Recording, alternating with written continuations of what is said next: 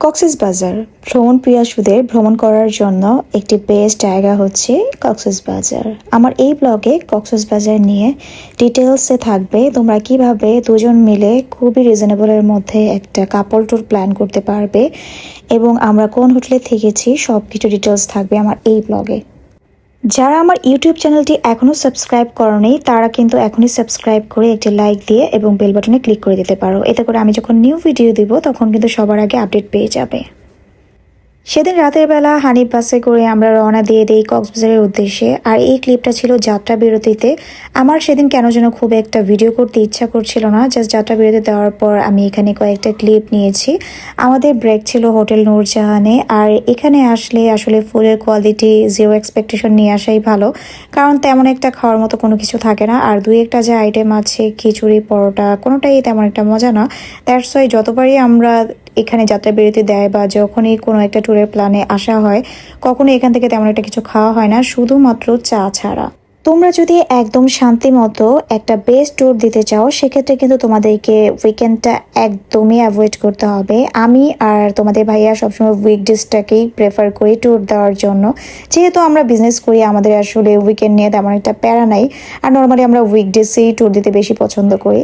So একদম সকাল 8টার মধ্যে পৌঁছে গেলাম কক্সবাজার। আর কক্সবাজার আসার পর এটা হচ্ছে লাখ টাকার ভিউ।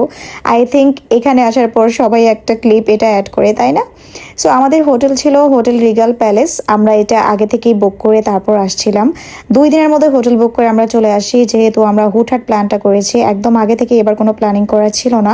আমরা জাস্ট ওয়েট করছিলাম যে কখন গরমটা একটু কমবে, ওয়েদারটা ভালো হবে, তারপর আমরা চলে যাব। সো আমরা রিগাল প্যালেসে বুকিং করে ফেলি। আসলে এখানে এসে হোটেল বুকিং করা অনেক বেশি পেইনফুল।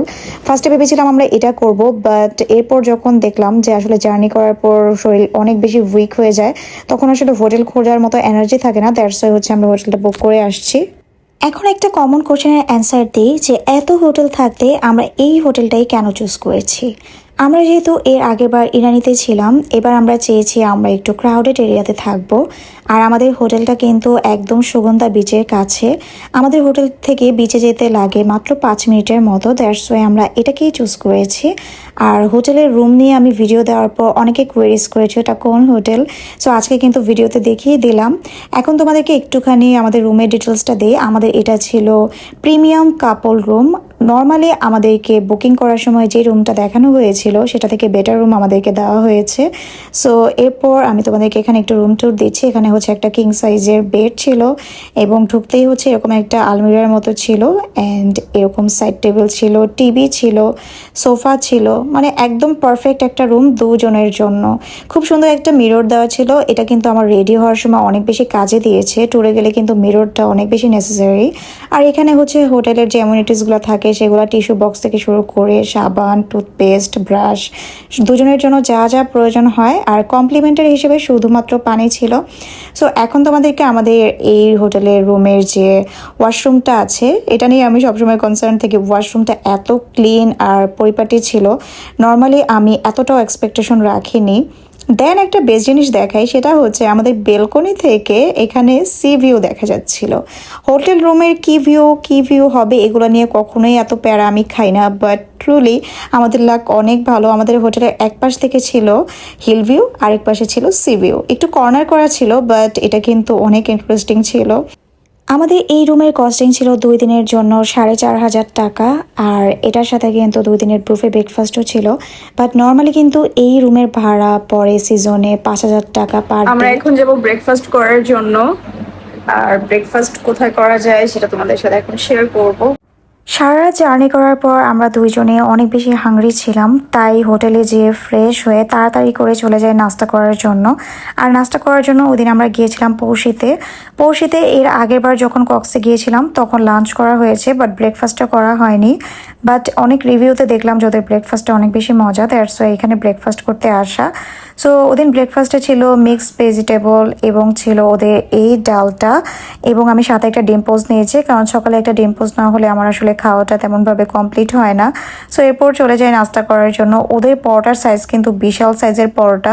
মানে তোমরা ওদের এখানে নাস্তা করতে গেলে পরোটাটা হচ্ছে ফার্স্টে একটা নিবা, কারণ একটা পরোটায় 3টা পরোটার সমান। এত গরম ছিল, আমি অনেক ট্রাই করছিলাম তোমাদের সাথে এটা একটু ধরে দেখানোর জন্য, বাট এত গরম যে আমি ধরতেও পারছিলাম না। সো বিশাল সাইজের একটা পরোটা, আর এই একটা পরোটা একজন শেষ করা যায় না, মানে আমার মতো যারা খাও তারা এটা পুরোটা শেষ করতে পারবে না। সো এরপর আমি একটু একটু করে সব কিছুই নিয়ে নিচ্ছি। ফার্স্টে ওদের যে মিক্সড ভেজিটেবলটা আছে সেটা নিয়ে নিলাম, আর এটা দিয়ে খাচ্ছিলাম। এটা খেতে অনেক বেশি মজা ছিল, আর আমার কাছে খুবই ভালো লাগছিল। যেহেতু সারা রাতে না খাওয়া ছিলাম একদমই, হাইওয়ে তো তেমনভাবে কোনো কিছু খাওয়া হয়নি, এই নাস্তাটা তখন এত বেশি ইয়াম লাগছিল। আমার ফেসটা একদম মানে কেমন যেন হয়ে আছে, এটা ইগনোর করে দিবা, কারণ জার্নি করার পর ফেসের অবস্থা অনেক বেশি বাজে হয়ে গিয়েছে। এরপর খাওয়া দাওয়ার পর যেটা না খেলেই না সেটা হচ্ছে চা। কক্সে একটা জিনিস খেয়ে শান্তি পাইনি, সেটা হচ্ছে চা। চা কোনো জায়গায় ভালো ছিল না, এটাও মোটামুটি ছিল। এরপর ওদের পুডিংটা একটুখানি ট্রাই করি। এটার অনেক অনেক রিভিউ দেখেছি যে ওদের পুডিংটা অনেক বেশি মজা, বাট আমার কাছে খাওয়ার পর পার্সোনালি ফিল হয়েছে যে এটা আসলে অনেক বেশি মজা না, মোটামুটি আছে, নর্মালি পুডিং খেতে যেরকম হয় ওরকমই, বাট আহামরি স্পেশাল কোনো কিছু আমার কাছে লাগেনি। মিষ্টিটা একদম বেশি পারফেক্ট ছিল, তবে যারা অনেক বেশি মিষ্টি খেতে পছন্দ করো তাদের কাছে এটা হয়তো ভালো নাও লাগতে পারে, কারণ একদম ব্যালেন্সিং একটা মিষ্টি ছিল।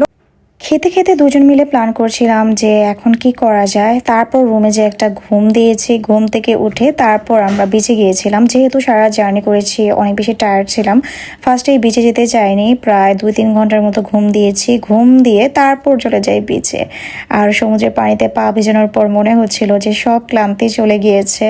এত সুন্দর একটা ওয়েদার ছিল, অনেক অনেক ভালো লাগছিল, আর এত বাতাস ছিল। সো এই ব্লগটা থাকছে এই পর্যন্তই। নেক্সট ব্লগে থাকবে আমরা ঘোরাঘুরি, নেক্সটে কি করেছি, কোথায় কোথায় খেয়েছি, অ্যান্ড এত মজার মজার ফুড কোথায় এক্সপ্লোর করেছি, এই সব কিছুর ডিটেলস।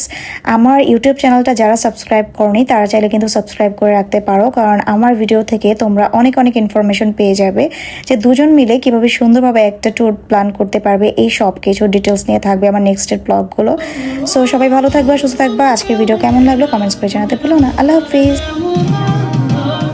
किसका है तुमको ये ज़माना